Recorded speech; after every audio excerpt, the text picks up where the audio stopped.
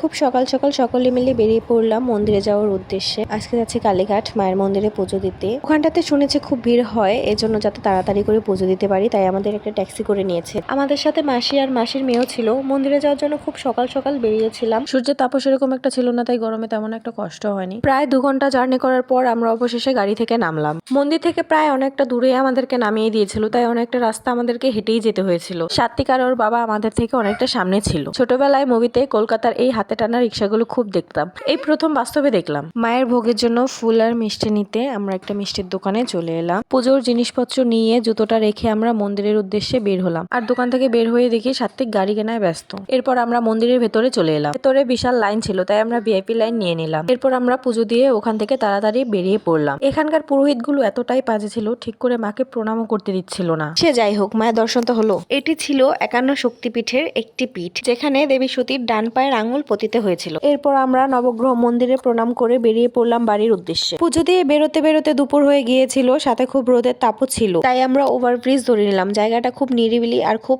শান্ত ছিল, সাথে এখানে গরমও সেরকম একটা ছিল না, তাই আমরা এখানে কিছুক্ষণ বসে রেস্ট করে নিলাম। ওভারব্রিজটা যেহেতু একেবারেই ফাঁকা ছিল, তাই সাত্বিকও খুব এনজয় করছিল। সকাল থেকে সবাই উপোস, সবারই কম বেশি খিদে পেয়েছিল, তাই আমরা একটা নিরামিষ কচুরির দোকানে চলে গেলাম। সাত্বিক কচুরি খাবে না, তাই ওকে বিস্কিট দিয়েছিলাম। খাওয়া দাওয়া শেষ করে আমরা চলে গেলাম মেট্রো স্টেশনে। সাত্বিকের বাবা টিকিট নিয়ে নিল। 5 মিনিট পর পর ট্রেন আসছে, তারপরও এতটা ভিড় বলার বাইরে। আমাদের ভিড়ের কথা চিন্তা করে 2টো ট্রেন ছেড়ে দিয়েছে। এরপর আমরা 3 নাম্বার ট্রেন ধরি, কিন্তু এই ট্রেনটা তো এত পরিমাণে ভিড় ছিল, আমাদের খুব কষ্ট করে ট্রেনে উঠতে হয়েছিল।